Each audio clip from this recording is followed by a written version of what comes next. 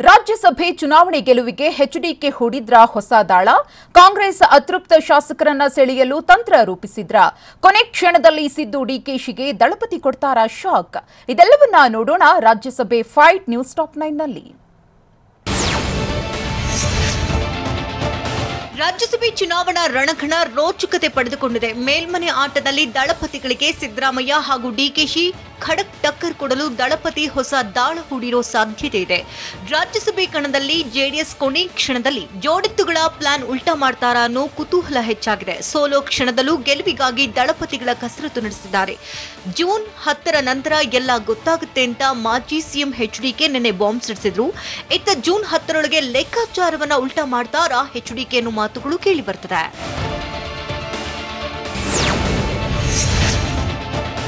ಮೇಲ್ಮನೆ ಮಹಾಯುದ್ಧದಲ್ಲಿ ಜೆಡಿಎಸ್ಗೆ Congress big shock ಕೊಟ್ಟಿದೆ. ಇತ್ತ ರಾಜ್ಯಸಭೆ ಗೆಲ್ಲಲು ದಳಪತಿಗಳ ಕಸರತ್ತು ಮುಂದುವರೆದಿದೆ. ಕಾಂಗ್ರೆಸ್ಗೆ ಕೌಂಟರ್ ಕೊಡಲು ಕುಮಾರಸ್ವಾಮಿ ರಣತಂತ್ರ ರೂಪಿಸಿದ್ದಾರೆ. ಅಲ್ಲದೆ ಕಾಂಗ್ರೆಸ್ ಶಾಸಕರನ್ನ ಸಂಪರ್ಕ ಮಾಡಲು ಎಚ್ಡಿಕೆ ಪ್ಲಾನ್ ರೂಪಿಸಿದ್ದಾರೆ ಎನ್ನುವುದು ಸುಳಿದಾಡ್ತಾ ಇದೆ. ಕನಿಷ್ಠ 2-3 ಶಾಸಕರ ಮತ ಸೆಳೆಯಲು ದಳಪತಿಗಳು ಹುನ್ನಾರ ಮಾಡಿದ್ದಾರಂತೆ. ಇನ್ನು ಕೈ ಶಾಸಕರ ಗುಟ್ಟು ಬಿಟ್ಟು ಕೊಡದ ಕುಮಾರಸ್ವಾಮಿ ನಿಗೂಢ ಹೆಜ್ಜೆ ಇಟ್ಟಿದ್ದಾರೆ.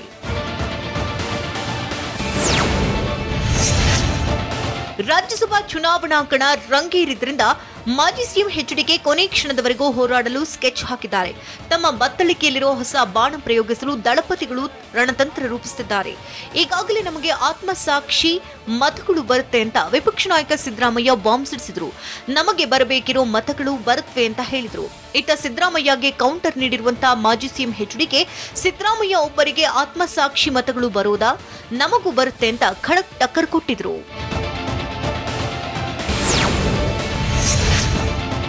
ರಾಜ್ಯಸಭೆಯಲ್ಲಿ ಮತ್ತೊಂದೆಡೆ ಅಡ್ಡ ಮತದಾನ ತಡೆಯಲು ಮಾಜಿ ಸಿಎಂ ಎಚ್ಡಿಕೆ ಮೆಗಾ ಪ್ಲಾನ್ ಮಾಡಿದ್ದಾರೆ. ಜೆಡಿಎಸ್ನಿಂದ ಅಡ್ಡ ಮತದಾನ ಆಗದಂತೆ ನೋಡಿಕೊಳ್ಳಲು ಬಿಗ್ ಸ್ಕೆಚ್ ಹಾಕಿದ್ದಾರೆ. ಎಲ್ಲಾ ಶಾಸಕರ ಪ್ರತ್ಯೇಕ ಭೇಟಿಗೆ ದೇವೇಗೌಡರು ಸೂಚಿಸಿದ್ದಾರಂತೆ.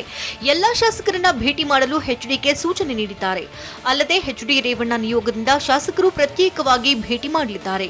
ಕುಪೇಂದ್ರ ರೆಡ್ಡಿ, ಸಿಎಸ್ ಪುಟ್ಟರಾಜುರೊಂದಿಗೆ ಶಾಸಕರು ಭೇಟಿ ನೀಡಲಿದ್ದಾರೆ. ಇನ್ನು ಅಸಮಾಧಾನಿತರ ಮನವೊಲಿಸಲು ದಳಪತಿಗಳು ಶತಪ್ರಯತ್ನ ಮಾಡುತ್ತಿದ್ದು ಕಾಂಗ್ರೆಸ್ ವೋಟಿಂಗ್ ತಡೆಯಲು ಪ್ಲಾನ್ ರೂಪಿಸಿದ್ದಾರೆ.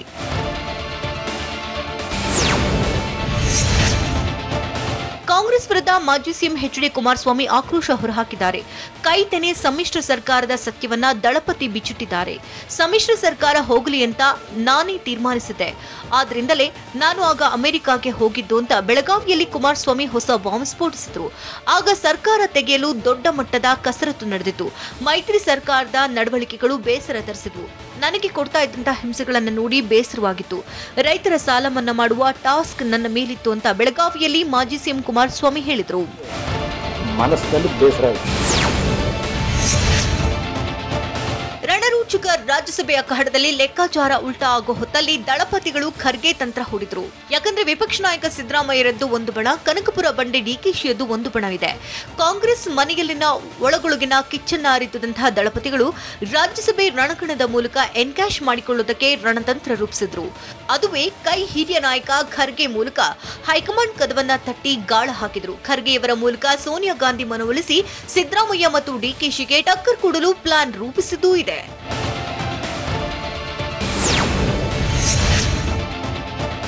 ಕಾಂಗ್ರೆಸ್ ಮನೆಯಲ್ಲಿ ನಡೀತಾ ಇರುವಂತಹ ಸಿದ್ದರಾಮಯ್ಯ ಡಿಕೆಶಿ ನಡುವೆ ನಡೀತಾ ಇದ್ದಂತಹ ಬಣಬಡಿದಾಟವನ್ನೇ ಜೆಡಿಎಸ್ ಅಸ್ತ್ರವನ್ನಾಗಿಸಿಕೊಳ್ತಾ ಅನ್ನುವಂತಹ ಪ್ರಶ್ನೆ ಮೂಡಿದೆ. ಸಾಕಷ್ಟು ಬಾರಿ ಹೈಕಮಾಂಡ್ ಮಟ್ಟದಲ್ಲಿ ಸಿದ್ದರಾಮಯ್ಯ ಡಿಕೆಶಿ ತಮ್ಮ ಬೆಂಬಲಿಗರ ಪರ ಲಾಬಿಯನ್ನು ನಡೆಸಿದ್ರು. ಇದನ್ನೇ ರಾಜ್ಯಸಭಾ ಚುನಾವಣೆಯಲ್ಲಿ ದಳಪತಿ ದಾಳವಾಗಿ ಉರುಳಿಸಿದ್ದಾರೆ ಎನ್ನುವ ಮಾತಿದೆ. ಅಲ್ಲದೆ ರಾಜ್ಯಸಭಾ ಚುನಾವಣೆಯಲ್ಲಿ ಜೆಡಿಎಸ್ಗೆ ಬೆಂಬಲ ನೀಡುವುದಕ್ಕೆ ಮಲ್ಲಿಕಾರ್ಜುನ ಖರ್ಗೆ ಹೈಕಮಾಂಡ್ ಮಟ್ಟದಲ್ಲಿ ಬ್ಯಾಟಿಂಗ್ ಮಾಡಿದ್ರು. ರಾಜ್ಯ ರಾಜಕೀಯದಲ್ಲಿ ಸಾಕಷ್ಟು ತಿರುವನ್ನ ಪಡೆದುಕೊಳ್ಳುತ್ತಿದೆ. ಮುಂಬರುವ ವಿಧಾನಸಭಾ ಚುನಾವಣೆಯನ್ನು ಮುಂದಿಟ್ಟುಕೊಂಡು ಜೆಡಿಎಸ್ ನಾಯಕರು ರಣತಂತ್ರ ರೂಪಿಸಿದ್ರ ಅನ್ನೋದು ರಾಜಕೀಯದಲ್ಲಿ ಚರ್ಚೆಯಾಗ್ತಾ ಇದೆ. ಸಿದ್ದರಾಮಯ್ಯ ಹಾಗೂ ಡಿಕೆ ಶಿವಕುಮಾರ್ ಹಣಿಯಲು ಜೆಡಿಎಸ್ ಲೀಡರ್ ಪ್ಲಾನ್ ಮಾಡಿದ್ರ ಅನ್ನೋ ಪ್ರಶ್ನೆ ಉದ್ಭವಿಸಿದೆ. ಅದೇನೆಂದ್ರೆ ಮುಂಬರುವ ಚುನಾವಣೆಯಲ್ಲಿ ಕಾಂಗ್ರೆಸ್ಗೆ ಪೂರ್ಣ ಬಹುಮತ ಬಾರದಿದ್ರೆ ಕಾಂಗ್ರೆಸ್ಗೆ ಜೆಡಿಎಸ್ ಜೊತೆ ಹೆಜ್ಜೆ ಹಾಕೋ ಅನಿವಾರ್ಯತೆ ಎದುರಾಗೋ ಸಾಧ್ಯತೆ ಇರುತ್ತೆ. ಅಲ್ಲದೆ ಮೈತ್ರಿಗೆ ಮಾತುಕತೆ ನಡೆಸಲು ನಾಯಕತ್ವದ ಅಗತ್ಯವಿರುತ್ತೆ. ಈ ವೇಳೆ ಖರ್ಗೆ ಮೂಲಕ ಮೈತ್ರಿ ಕುದುರಿಸೋ ಲೆಕ್ಕಾಚಾರ ಹಾಕಲಾಗಿದೆಯಂತೆ. ರಾಜ್ಯಸಭೆ ಚುನಾವಣೆ ಹಾಗೂ ಮುಂಬರುವ ಚುನಾವಣೆ ಟಾರ್ಗೆಟ್ ಮಾಡಿ ದಳಪತಿಗಳು ದಾಳ ಉರುಳಿಸಿರುವ ಸಾಧ್ಯತೆ ಇದೆ. ಅಲ್ಲದೆ ಕಾಂಗ್ರೆಸ್ ಹೈಕಮಾಂಡ್ಗೆ ಖರ್ಗೆ ತುಂಬಾ ಹತ್ತಿರವಾಗಿದ್ದಾರೆ. ಖರ್ಗೆ ನೀಡುವಂತಹ ಸಲಹೆಗಳನ್ನ ಸೋನಿಯಾ ಗಾಂಧಿ ಸುಲಭವಾಗಿ ತೆಗೆದುಹಾಕುವುದಿಲ್ಲ. ಇನ್ನೊಂದು ಕಡೆ ಎಚ್ಡಿಡಿ ಜೊತೆಗೂ ಮಲ್ಲಿಕಾರ್ಜುನ ಖರ್ಗೆ ಉತ್ತಮ ಸಂಬಂಧ ಹೊಂದಿದ್ದು ಇದನ್ನ ಜೆಡಿಎಸ್ ಪಡೆ ಲಾಭವಾಗಿಸಿಕೊಳ್ಳಲು ಪ್ರಯತ್ನ ಮಾಡ್ತಾರೆ. ಇನ್ನೊಂದು ಕಡೆ ಈ ನಡುವೆ ರಾಜ್ಯ ರಾಜಕೀಯದಲ್ಲಿ ಖರ್ಗೆ ಹೆಚ್ಚಾಗಿ ಆಕ್ಟಿವ್ ಆಗಿದ್ದಾರೆ. ಮಲ್ಲಿಕಾರ್ಜುನ ಖರ್ಗೆ ದೂರಗಾಮಿ ಆಲೋಚನೆ ಇಟ್ಕೊಂಡಿದ್ದಾರೆ ಎನ್ನಲಾಗಿದೆ. ಕಾಂಗ್ರೆಸ್ ವಿರುದ್ಧ ಸಿಎಂ ಬಸವರಾಜ ಬೊಮ್ಮಾಯಿ ಕೆಂಡ ಕಾರಿದ್ದು ಹೇಗಿತ್ತು? ಯಾದಗಿರಿಯಲ್ಲಿ ಖದೀಮರು ಮನೆಯನ್ನ ಗುಡಿಸಿ ಗುಂಡಾಂತರ ಮಾಡಿದ್ದು ಹೇಗೆ? ವಿಜಯಪುರದಲ್ಲಿ ಹೋಲ್ಸೇಲ್ ಶಾಪ್ಗೆ ಕೊಳ್ಳೆ ಇಟ್ರ ಕಿಡಿಗೇಡಿಗಳು? ಇದೆಲ್ಲವನ್ನ ನೋಡೋಣ ಉತ್ತರ ಕರ್ನಾಟಕ ನ್ಯೂಸ್ ಟಾಪ್ 9ನಲ್ಲಿ.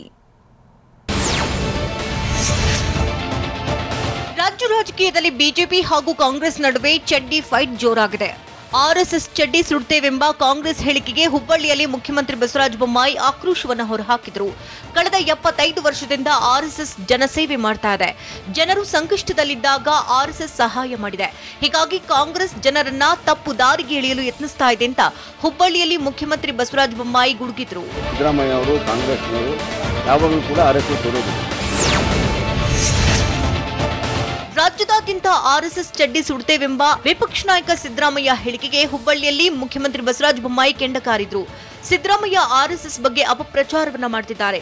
ಹೀಗೆ ಮಾಡಿದರೆ ಎಲ್ಲೆಡೆ ಕಾಂಗ್ರೆಸ್ ಪಕ್ಷ ಅಧಿಕಾರವನ್ನ ಕಳೆದುಕೊಳ್ತಿದೆ.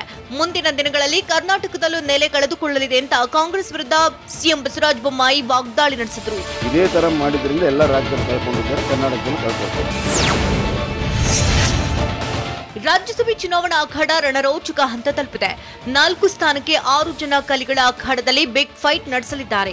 ರಾಜ್ಯಸಭಾ ಚುನಾವಣೆಯಲ್ಲಿ ಅಡ್ಡ ಮತದಾನದ ಆತಂಕ ಹೆಚ್ಚಾಗಿದೆ. ಹುಬ್ಬಳ್ಳಿಯಲ್ಲಿ ಮುಖ್ಯಮಂತ್ರಿ ಬಸವರಾಜ ಬೊಮ್ಮಾಯಿ ಅಡ್ಡ ಮತದಾನದ ಬಗ್ಗೆ ಪ್ರತಿಕ್ರಿಯಿಸಿದ್ರು.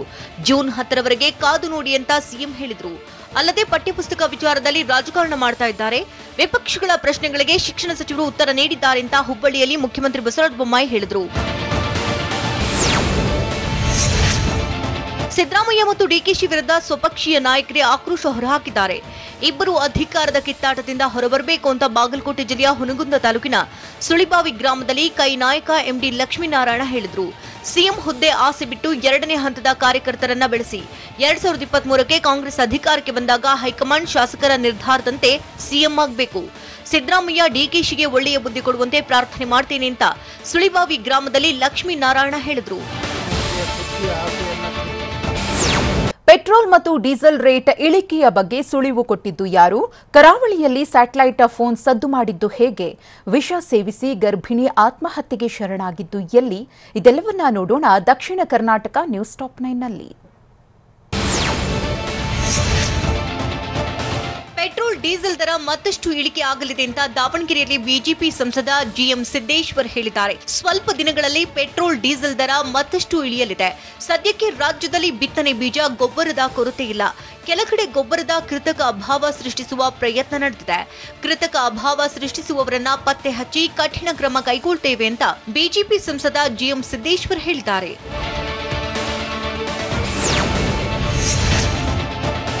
ಚಿಕ್ಕಮಗಳೂರು ಜಿಲ್ಲೆ ಸೇರಿದಂತೆ ಕರಾವಳಿಯ 3 ಕಡೆ ಸ್ಯಾಟಲೈಟ್ ಫೋನ್ ಮತ್ತೆ ಆಕ್ಟಿವ್ ಆಗಿದ್ದನ್ನ ಬೇಹುಗಾರಿಕಾ ಏಜೆನ್ಸಿ ಟ್ರೇಸ್ ಮಾಡಿದೆ. ಮೇ 23ರಿಂದ ಮೇ 29ರವರೆಗೆ 4 ಪ್ರದೇಶಗಳ ವ್ಯಾಪ್ತಿಯಲ್ಲಿ ಸ್ಯಾಟಲೈಟ್ ಫೋನ್ ಮೂಲಕ ಬೇರೆಡೆಗೆ ಸಂಪರ್ಕ ಸಾಧಿಸಲಾಗಿದೆ. ಈ ಬಗ್ಗೆ ಬೇಹುಗಾರಿಕಾ ಏಜೆನ್ಸಿ ಸ್ಯಾಟಲೈಟ್ ಫೋನ್ ಲೊಕೇಶನ್ನ ಟ್ರೇಸ್ ಮಾಡಿ ಮಾಹಿತಿ ಕಲೆ ಹಾಕ್ತಿದೆ.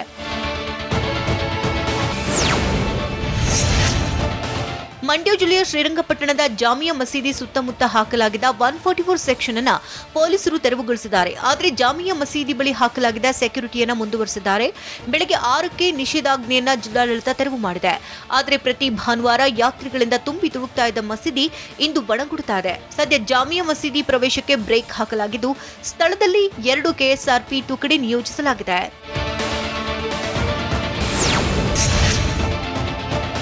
ಚಿಕ್ಕಮಗಳೂರು ಜಿಲ್ಲೆಯ ಅಜ್ಜಂಪುರ ತಾಲೂಕಿನ ಚನ್ನಾಪುರ ಗ್ರಾಮದ ಸಮೀಪ ಸಂಭವಿಸಿದ ಅಪಘಾತದಲ್ಲಿ 5 ಗಾಯಗೊಂಡಿದ್ದಾರೆ. ಕ್ಯಾಂಟರ್ ಪಿಕಪ್ ವಾಹನ ಪರಸ್ಪರ ಡಿಕ್ಕಿಯಾಗಿದ್ದು 5 ಗಾಯಾಳುಗಳ ಪೈಕಿ ಓರ್ವನ ಸ್ಥಿತಿ ಗಂಭೀರವಾಗಿದೆ. ಗಾಯಾಳುಗಳನ್ನು ಸ್ಥಳೀಯ ಆಸ್ಪತ್ರೆಗೆ ದಾಖಲು ಮಾಡಲಾಗಿದೆ.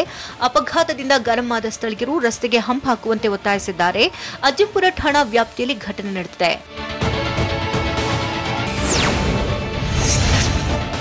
ರಾಮನಗರ ಜಿಲ್ಲಾ ವ್ಯಾಪ್ತಿಯ ಕಗ್ಗಲೀಪುರ ಠಾಣೆ ಪೊಲೀಸರು ಬೈಕ್ ಕಳ್ಳನೊಬ್ಬನನ್ನ ಅರೆಸ್ಟ್ ಮಾಡಿದ್ದಾರೆ. ಬಂಧಿತ ಹರೀಶ್ ಎಂಬಾತನಿಂದ ಬೈಕ್, ಬೊಲೆರೋ ವಾಹನ, ಸೆಂಟ್ರಿಂಗ್ ಶೀಟ್ಗಳನ್ನು ವಶಕ್ಕೆ ಪಡೆದಿದ್ದಾರೆ. ಬೆಂಗಳೂರು ದಕ್ಷಿಣ ತಾಲೂಕಿನ ನಾಗೇಗೌಡನ ಪಾಳ್ಯದ ನಿವಾಸಿ ಹರೀಶ್ ಕಳ್ಳತನ ಮಾಡುವುದನ್ನ ಕಾಯಕ ಮಾಡಿಕೊಂಡಿದ್ದ ಎನ್ನಲಾಗಿದೆ. ಕೋಲಾರ ಜಿಲ್ಲೆಯ ಮಾಲೂರು ಪಟ್ಟಣದಲ್ಲಿ ನಡೆದ ಶ್ರೀರಾಮ ಶೋಭಾಯಾತ್ರೆಯಲ್ಲಿ ಹಲವು ಬಿಜೆಪಿ ಮುಖಂಡರು ಭಾಗಿಯಾಗಿದ್ದರು.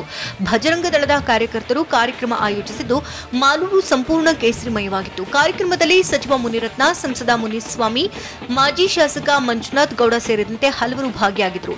ಶೋಭಾಯಾತ್ರೆಯಲ್ಲಿ ಸಾವಿರಾರು ಜನ ಉಪಸ್ಥಿತರಿದ್ದರು. ಹೀಗಾಗಿ ಪೊಲೀಸರು ಭದ್ರತೆ ಹಮ್ಮಿಕೊಂಡಿದ್ರು. ರಾಜ್ಯದಲ್ಲಿ ಮಸೀದಿ ಮಂದಿರ ಸಮರ ಹೊಸ ತಿರುವು ಪಡೆದಿದ್ದು ಹೇಗೆ? ಈದ್ಗಾ ಮೈದಾನದ ಬಳಿ ಹೈಡ್ರಾಮಾ ನಡೆದಿದ್ದು ಹೇಗೆ?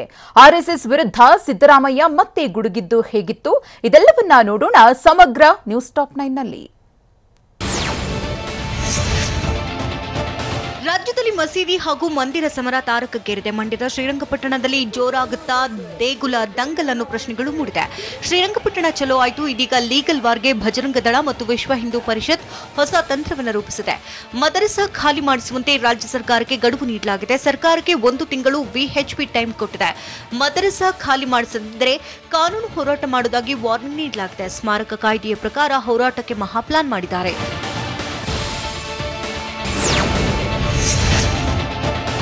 ರಾಜ್ಯದಲ್ಲಿ ಕ್ಷಣ ಕ್ಷಣಕ್ಕೂ ತಾರಕಕ್ಕೇರಿದೆ. ಮಸೀದಿ ಮಂದಿರ ಸಮರ ಜೋರಾಗ್ತಾ ಇದೆ. ಮಸೀದಿ ಮಂದಿರ ಯುದ್ಧಕ್ಕೆ ಮುಸ್ಲಿಂ ಮುಖಂಡರು ಗರಂ ಆಗಿದ್ದಾರೆ. ಚಾಮರಾಜಪೇಟೆ ಹಾಗೂ ಶ್ರೀರಂಗಪಟ್ಟಣ ಒಡಿತೇವೆ ಅಂತಿದ್ದಾರೆ. ಒಡೆದಾಕೋಕ್ ಹೋದ್ರೆ ಜೀವಂತವಾಗಿ ಬಿಟ್ಬಿಡ್ತಾರಾ ಅಂತ ಮೊಹಮ್ಮದ್ ಖಾಲಿಫ್ ವಿವಾದಾತ್ಮಕ ಹೇಳಿಕೆ ಕೊಟ್ಟಿದ್ದಾರೆ. ಚುನಾವಣೆಗಾಗಿ ಮುಸ್ಲಿಮರ ಭಾವನೆಗಳ ಜೊತೆ ಆಟ ಆಡ್ತಿದ್ದಾರೆ. ಎಲೆಕ್ಷನ್ ಬರುತ್ತೆ ಅಂತ ಹೀರೋ ಆಗೋಕೆ ಹೊರಟಿದ್ದಾರೆ.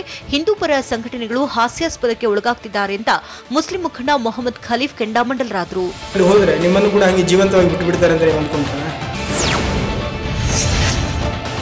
ಬೆಂಗಳೂರಿನ ಈದ್ಗಾ ಮೈದಾನದಲ್ಲಿ ಎಲ್ಲರೂ ವ್ಯಾಪಾರ ಮಾಡ್ತಿದ್ದಾರೆ. ಅವರಿಗೆ ಇಲ್ಲದ ಸಮಸ್ಯೆ ಇವರುಗಳಿಗೆ ಹೇಗ್ ಬಂತು ಅಂತ ಮುಸ್ಲಿಂ ಮುಖಂಡ ಮೊಹಮ್ಮದ್ ಖಾಲಿಫ್ ಪ್ರಶ್ನೆ ಮಾಡಿದ್ರು. ಬೇಡಿಸುವುದು ಅನ್ನೋದಕ್ಕಿಂತ ಕಟ್ಟು ಮಾತು ಹೇಳಿ. ಇಲ್ಲಿ ನೈತಿಕ ಪೊಲೀಸ್ಗಿರಿ ಪ್ರದರ್ಶನ ಮಾಡಬೇಡಿ. ಕ್ರೌರ್ಯ ಅಂತ ಹೋದ್ರೆ ಅಲ್ಲಿದ್ದವರು ಅದೇ ಮಾಡ್ತಾರೆ. ಧರ್ಮಗಳ ನಡುವೆ ಕಿಚ್ಚು ಹಚ್ಚುವ ಕೆಲಸ ಬೇಡ ಅಂತ ಈದ್ಗಾ ವಿವಾದ ತೆಗೆದವರ ವಿರುದ್ಧ ಖಾಲಿಫ್ ಆಕ್ರೋಶ ಹೊರಹಾಕಿದ್ರು. ಬೆಂಗಳೂರಿನ ಚಾಮರಾಜಪೇಟೆಯ ಈದ್ಗಾ ಮೈದಾನದ ಬಳಿ ಹೈ ಡ್ರಾಮಾ ಜೋರಾಗಿತ್ತು. ಹಿಂದೂಗಳ ಆಚರಣೆಗೆ ಅವಕಾಶ ನೀಡುವಂತೆ ಬಿಗಿಪಟ್ಟು ಹಿಡಿಯಲಾಯಿತು. ಚಾಮರಾಜಪೇಟೆ ಈದ್ಗಾ ಮೈದಾನದಲ್ಲೇ ವಂದೇ ಮಾತರಂ ಸಂಘಟನೆಯ ರಾಜ್ಯಾಧ್ಯಕ್ಷ ಶಿವಕುಮಾರ್ ಕುಳಿತಿದ್ರು. ಸ್ಥಳದಿಂದ ತೆರಳುವಂತೆ ಖಾಕಿ ಹೇಳಿದ್ರು. ಶಿವಕುಮಾರ್ ಕೇಳಲಿಲ್ಲ. ಈ ವೇಳೆ ಪೊಲೀಸರು ಕನ್ನಡ ಸಂಘಟನೆ ಮುಖಂಡನ ನಡುವೆ ವಾಗ್ವಾದ ಕೂಡ ನಡೆಯಿತು. ಮನವಿಗೆ ಒಪ್ಪದ ಹಿನ್ನೆಲೆಯಲ್ಲಿ ಶಿವಕುಮಾರನ್ನ ಪೊಲೀಸರು ವಶಕ್ಕೆ ಪಡೆದರು. ಅತಿ ಸೂಕ್ಷ್ಮ ಪ್ರದೇಶ ಆಗಿರುವುದರಿಂದ ಪೊಲೀಸರು ಅಲರ್ಟ್ ಆಗಿದ್ದಾರೆ.